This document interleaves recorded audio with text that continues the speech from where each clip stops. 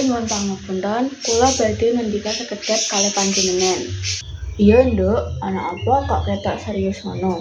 Saking sekolah, kula dipun paringi informasi bilih minggu ngajeng badhe wonten studi wisata. Studi wisata, pergi ning endi kuwi, Nduk? Yogyakarta, Bu. Kula lan kanca-kanca badhe ngunjungi Museum Ulen Sentalu lan Candi Prambanan. Oh alah, kuwi adoh ya, karo sapa wae kuwi menyang kono.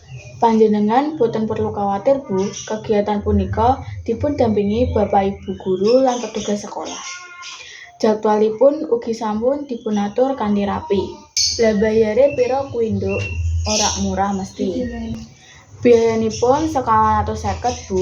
Kebet bis, tiket mlebet, daharan lan snack.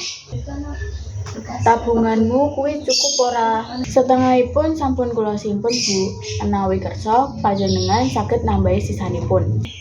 Oh, ya wis Ibu tambahi. Nanging kowe kudu janji, kudu tertib lan aja sembrono. Nggih, Bu, kula badhe ngajeni aturan, nyimpen diri lan boten pisah saka rombongan. HP-mu digawa ya, aja nganti mati ben gampang nek arep ngabari.